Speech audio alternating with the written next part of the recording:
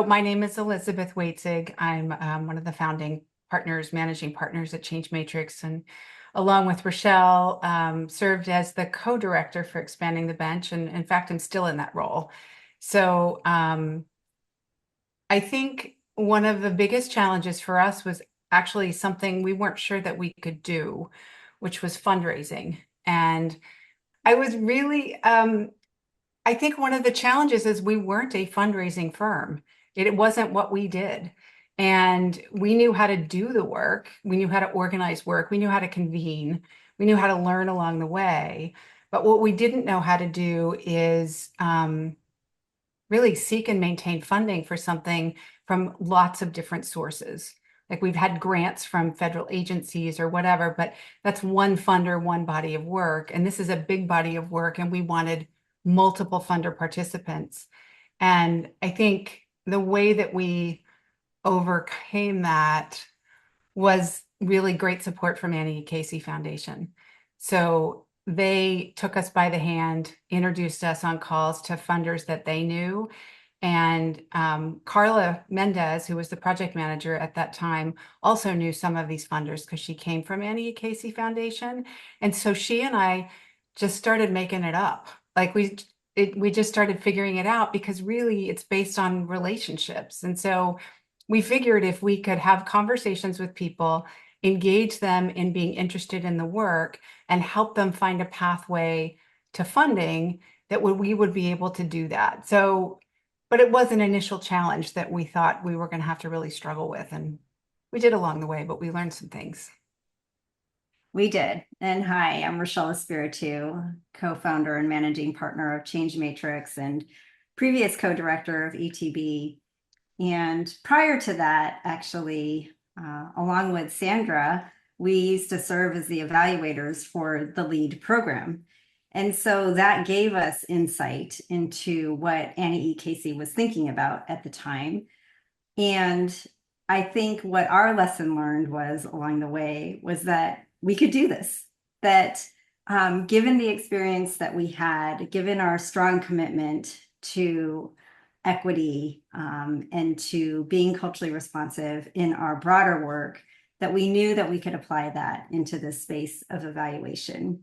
Even though we were a pretty small team at the beginning, we at Change Matrix were excited about this unique opportunity to inherit or adopt an initiative that had been started by Casey, and that they had the trust to put it into our hands, to expand and to dream and to innovate around what it could become. And I don't think any one of us would really been able to predict what it is now at this point in terms of this focus that we have on the people, the practice, and the field. It was fun. And can I just pick up on the people, practice, and field really quickly? Because I think another one of the challenges that we had is that Annie E. Casey Foundation did such a great job of focusing on people. Like they really wanted to lift up evaluators from diverse racial and ethnic backgrounds. They'd done a ton of research on who was out there, what were they doing, what were the different groups, who was missing, whose voices were missing. And that was their really deep commitment, and they did it well. I think one of the things that we saw was that at some point, this needed to be about more than identity in order to engage funders in partnering with evaluators, ACE evaluators, and in supporting the LEED evaluators. So I think one of the first things that we did was really think about how do we engage the field in not only thinking about the people, these evaluators that we centered, but the practice. And what did that practice look like? And so the learning is that we need both. And in promoting both people and practice, the field not only needed to know that the people were there, they also had to understand the practice in order to partner with evaluators in a much more authentic and productive and effective way. Mm-hmm. Yeah, I think I'll add, and this is Alina Taniuchi. I was a communications manager and kind of wore a lot of hats at ETB as well at the beginning. But I think it was beyond just having funders or other evaluators understand the practice. It was believing why it was needed and why it was useful, particularly in service of diverse communities, when often that hasn't been the case, in terms of evaluators coming into those communities. And so I think it was really done in partnership. We had a steering committee. We also had just lots of trusted people in the field, and Dr. Contini Murray, who worked with us closely too, who was kind of the beginning of ETB as well. I feel like just with all of that voice and all of that knowledge of like why this is needed, it was a challenge, but it was also really exciting, to be kind of innovative around how we change that kind of like mindset and belief system, I guess, that folks hold around evaluation. And I can jump in and add something too that just came to mind. I'm Sandra Silva. I was a lead project director, and LEED standing for Leaders in Equitable Evaluation and Diversity. And I think that just to pick up on the defining the programs, we also had to define what CRE meant.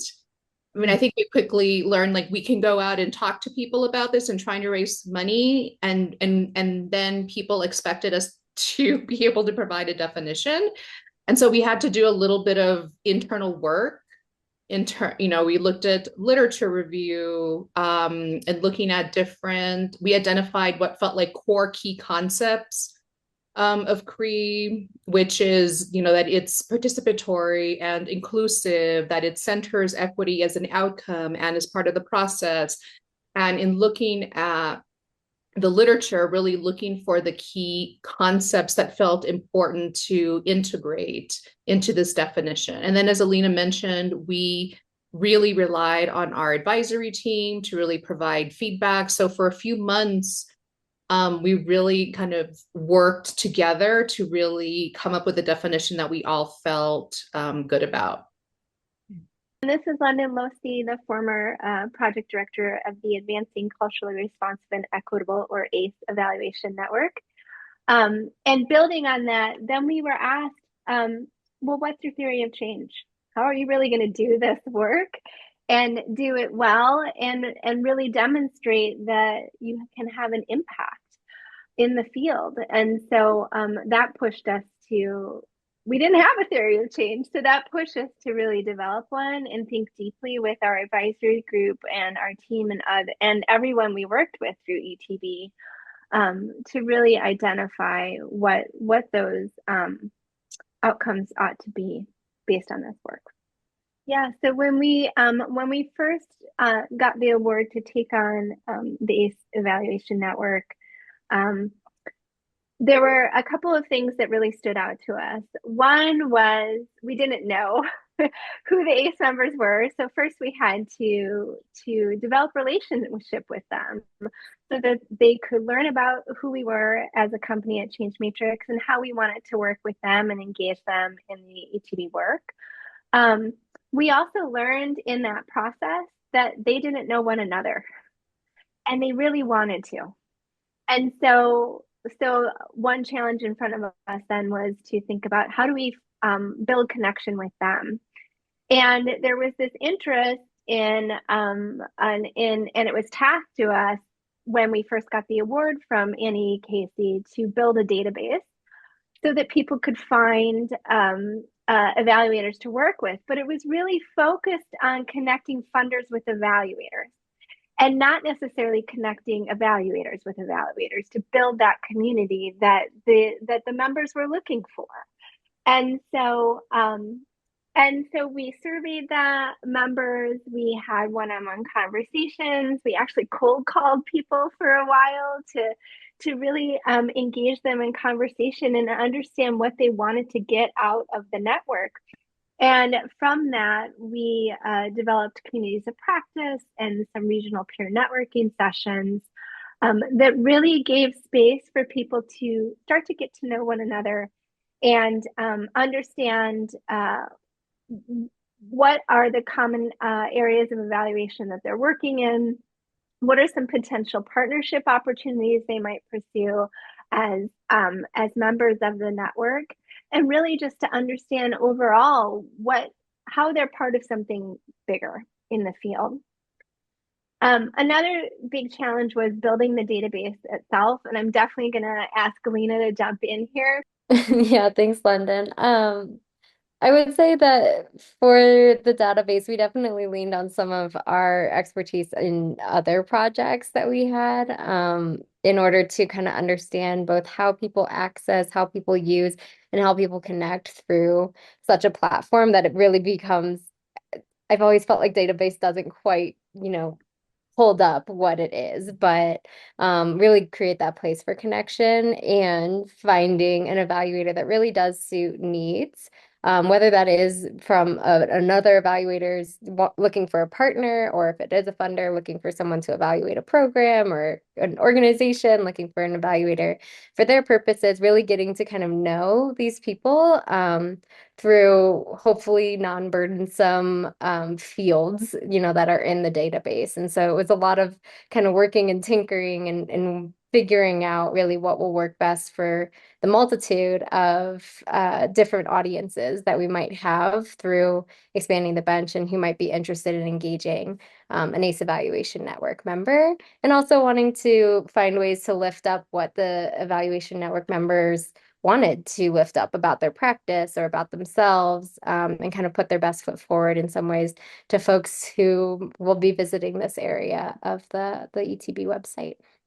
What you're bringing up for me is the fact that we worked really hard. You worked really hard. The team worked really hard to make sure that the database was served evaluators, was what they wanted, also provided the information funders were looking for, but getting folks to change their behavior and go there was a different challenge, right? It was one thing to stand it up, and it was an amazing feat to stand it up, but then to draw people to it and get them to change their practice in the way that they seek evaluation partners was a little bit hard, and it required some relationship building so that folks knew it was there, but kind of had a sense of who was there and why they would want to go. And I think the lessons and the ways that we supported that behavior change really bore fruit. So Rachele mentioned that Change Matrix was actually the evaluator for the first two cohorts. So we were leading cohort 3. And if I remember correctly, it felt like we had a super compressed timeline. Like we had to launch the program in a matter of months, which meant we had to recruit the scholars, we had to recruit their mentors, and we had to figure out the practicum sites. And so it did feel like a big responsibility to keep the program going, to maintain the fidelity of the program, which included a curriculum component, the mentorship component, and the practicum experience.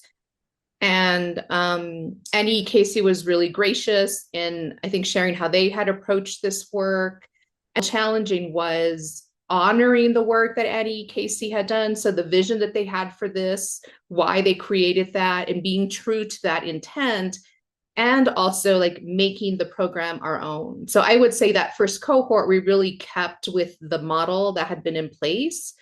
And then over the next cohort, we really started to think about what are the ways that we can really enhance this opportunity. And we always really try to center our community members in this. And so that's what we did, is we really listened to the scholars. Luckily, we conduct evaluations for each cohort, and really listening to what had the first two cohorts mentioned that could be improved. What were the areas that they felt there might be some gaps or shortcomings? And so with the third cohort that we oversaw, we were really looking at the data and trying to be data driven and trying to be responsive. And so that really did kind of shape cohort 4 and future cohorts. And so I feel like each cohort has probably been slightly different as a result of that. But that felt like an important lesson, is like really listen to the community, really listen to the people that are, it's a major undertaking. They're committing to, 16 to 18 months of their life in this program, and there's work that's involved, and they're going to work that they're contractually obligated to do with a practicum site and relationships that they're building. So it felt really important to also listen to them and listen to the scholars and let them kind of drive future iterations of the program. I think the other big major thing that happened too, right after we kicked off with the third cohort was COVID. So there was all that listening to people of what they wanted, how they wanted us to approach having a cohort. And then it also ended up being, well, there are only so many things that we can do given the structure now that we need, that we're confined to in some ways from COVID. I think LEED had a lot of structure in place to allow for kind of cross-country connection already with the mentors and scholars moving forward, but it did change things. It changed things for practicum sites. I mean, as we all know, it changed everything. And so I think that added another level of complexity as it did for everything in our lives. But I think it did also help us think about what do we need to do in order to still deliver a really great program to scholars who have already been engaged in it. And then kind of going off of that, moving forward, I think we also looked at ways that we could bring the program into a more accessible space. So kind of removing some of the barriers of the extensive amount of experience or years of experience or, named academic degrees that people had in order to get into the program, because we feel like it is something that so many people who have an interest in evaluation can benefit from. So I feel like that was another major thing that we definitely kind of pushed for and took on as we took on the program as well. Yeah, thanks, Alina. I think kind of thinking about that further is like, where does LEED sit in the ecosystem of evaluation and funding? And I think that's something that we continue to learn about, especially as we engage practicum sites and have recognized the need to change some of our models around who we engage and how we engage. The previous implementers of LEED talked about the secret sauce that they had. And what's so exciting is I feel like we were able to develop our own secret sauce too, and that enhanced it and allowed some of those shifts that both Sandra and Alina referenced to continue to improve the program. And then look for ways to think about, where does this fit in terms of pathways to evaluation within the larger system? And wanting to think about things like, how do we go earlier? How do we extend further? What are the connections we can make with other professional development opportunities? And so I think those are still things to continue to learn with LEED. And just to kind of build on that, Rachele, the other thing that comes to mind is I think we also learned through the third cohort the kind of mentors and practicum sites we're really trying to engage in this work. So even if somebody maybe supported CRE or believed in CRE, we really wanted people that had like a particular commitment, that had the availability to really support the scholars, in terms of the mentor-scholar relationship. We've often seen in our evaluations that really is the most important relationship often that comes out of this. And so having someone that has the time and ability. And also in thinking about the practicum sites, we really wanted organizations, and this included consulting firms, foundations, university, that really were committed to integrating CRE and really working with their scholars as thought partners. So it wasn't a typical contractual relationship. So we were looking for something really specific. And I think it took a little while for us to figure out like what is working, what wasn't working, and kind of make those shifts as well for cohort 4. One other thing I'm thinking about too, when we took on the work with Annie Casey, the proposals for ACE and LEED were separate. And so we didn't know if we were going to get both ACE and LEED or just one or the other. And we ended up with both. And they were really run as separate programs, even though they were under this umbrella of expanding the bench. And so one thing that we've continuously tried to do, both in our tenure and in the current, with the current team, is really thinking around what are the opportunities to bridge the relationship between ACE and LEED, and demonstrate how this is all part of a larger continuum. And I think that that's happening, and it's ongoing work that we're doing, but it happens in different ways. For example, there are ACE members who serve as lead mentors and who have served as practicum sites. And so there are opportunities for folks to move as their early career in lead into mid to advanced career in ACE. And that relationship is becoming strengthened over time. And I think the intentionality that Casey showed in terms of support for a whole year, financial, social support, helping us really integrate into the field, thought leaders, thought partners. That was a success. That was a win that started us off feeling like we could do this and we were supported to do this. And the other one that I'm just going to offer is our expanding the bench gathering at AEA is a win. It's a win because we have rooted ourselves in community since day one. And I think some of you talked about it earlier, London, when you were talking about the ACE evaluation network, you were talking about how people wanted to know each other. They wanted to be with each other. And so community and relationship building have started off as really strong pillars of the work that we do. And so when we see, one of the ways that we know that that's happening is people come, right? They're coming in bigger numbers. And, you know, this year we're co-hosting with Robert Wood Johnson Foundation for our ETB gathering. So it's an indicator that we know how to have fun.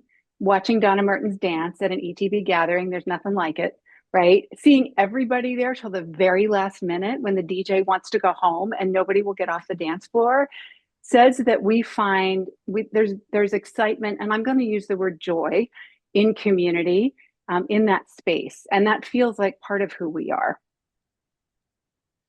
Not only do they show up, they also tell us how important it is to be in community with people with like experience. Yeah.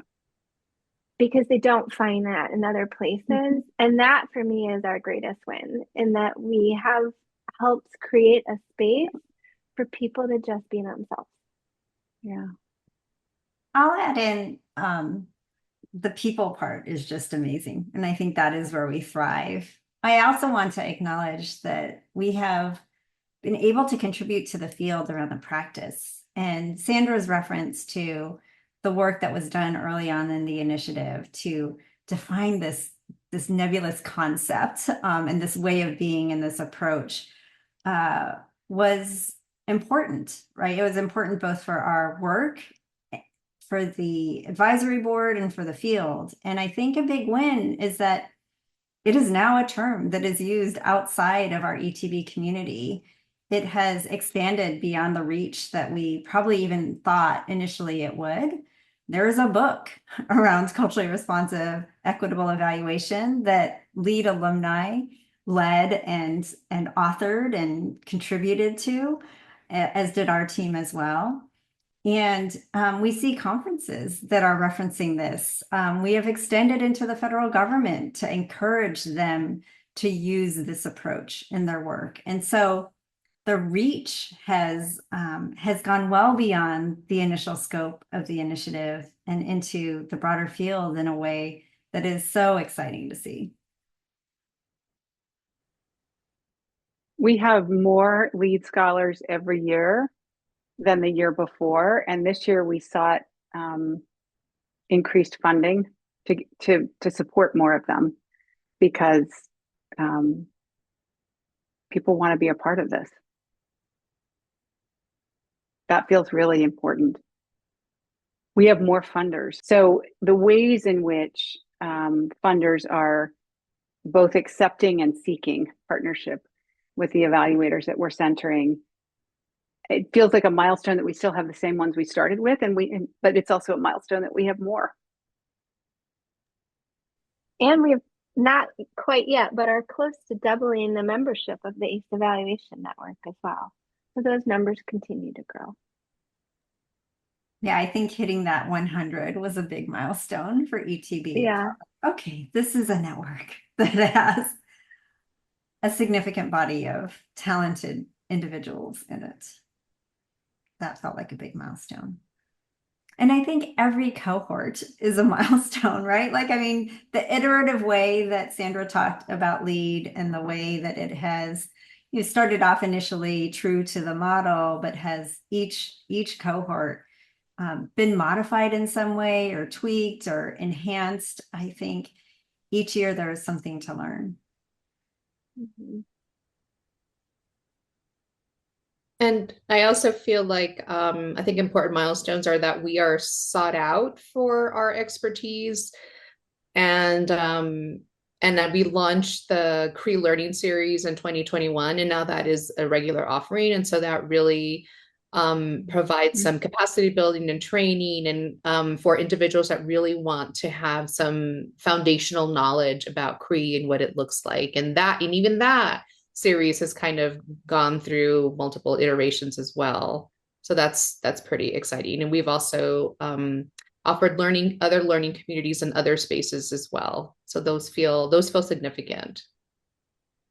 I also want to offer that sometimes our funders invite us into their spaces in even really concentrated ways. So some of our team have gone off to do some in-house TA to some of our funders to help them understand Cree and what it means for their evaluation work in a much more, yes, Cree learning series, absolutely. Everything that you said, Sandra, is absolutely right. And there's opportunities to go deeper, and we get called on to do that as well. And not only do we do it, but we also engage the ACE evaluators to either do that work or partner with us to do that work. And so there's just such a myriad of relationships that we have with these folks that it really is starting to feel like a community. I mean, it does feel like a community. It's not starting. It does. Yeah, I think that's one of the milestones that I, in some ways, have some sadness of not seeing through farther, having left the project. But I think that was something that I felt right away when we got into the same space. We have mentioned the American Evaluation Association's conference a few times, but during that ETB gathering, I feel like, especially in the early years, the folks who showed up there, it felt like a community because everyone who was in the room didn't look like everyone else who was at the conference, and people would show up to each other's presentations. We put together like a list of, go here to support each other, and people would show up, and it was wonderful. And I think what I've heard now, kind of from the outside, is that it's no longer just our people showing up for our other people's presentations. It's so much of the field has an interest, and so many people are showing up, and the conferences are starting to look different, both in what they're focused on and who is coming to them, and what is being shared. And so I think that's a huge accomplishment, is that we, speaking the big we in terms of, the ACE Evaluation Network, the LEED scholars, the folks who are outside but wanting to be inside, all of that sort of thing. I don't think we're doing this alone anymore, which in the beginning, it felt a little bit more like that, I think. And so that's been a huge accomplishment that I think we've had a part in playing, creating that community and creating kind of that movement a little bit towards a more equitable evaluation field. I think I go back to people, practice, and field again, because I think when I think about impact, the ACE evaluation network is not new anymore. It's something that more people know about. They want to be a part of. I mean, the excitement around the applications just grows every year. And so when you see evaluators who have said things like, I really needed to find my people, it can be kind of lonely out there, particularly for people who are working in their own shops, as their own, they are the consultant. There is a loneliness to that. And so when you hear people say, this is where I feel good, these are my people, it's a healing space. We've heard people say that. It's a healing space. It's a place of camaraderie and collegiality. What started out as this is a place to maybe get some business has really become, it's still that. We still want it to be that. But the fact that this is a place to be in community with people who look like me, have had similar experiences, can be professional thought partners, that is a beautiful part of the impact. I think, we also think about funders have changed practice based on this. They are looking specifically at the way they put out RFPs, at the way that they do interviews, at the way, I mean, they talked about things like even paying small stipends once you get past the first round and you're moving towards a more robust second round of interviews. They've thought about ways, and one of my favorite examples of impact is when we had a session with a funder community of practice where the evaluators joined, and it was around recruitment. And the evaluators came in with a list. Like, these are all the things that we want you to understand about what this feels like for us. And these funders sat there and listened. And they not only did they listen, but they began to imagine ways that they could do things differently because they didn't quite understand the burden of seeking this work. And how that was felt by these evaluators, particularly these evaluators. So when you see conversations happen like that, and when you see that out of that comes a sense of willingness to change, willingness to really be reflective, a willingness to advocate in your organization, to provide a little bit more time, lots of ways that they've thought about doing that. That feels like impact. So it's community, it's behavior change, and it's also investment. And so we've got a lot to say about that as we move forward, but those are moments of impact that I've definitely been so honored to witness in my time with ETB. And I appreciate, I think what you're pointing out are some of the impacts on the field, like on a bigger scale. And as the former lead director, I really think of the individual impacts too that our programming has made. Like, I know that many of the scholars have left feeling more confident in their abilities to do this work, are actually applying it in their organizations and with partners, feeling like it's really helped them advance the field, advance their own career as well as the field, and also really building those relationships and connections. A big part of it is really supporting professional networking. And I am so happy when I see people that I know met through the LEED program, and now they're collaborators.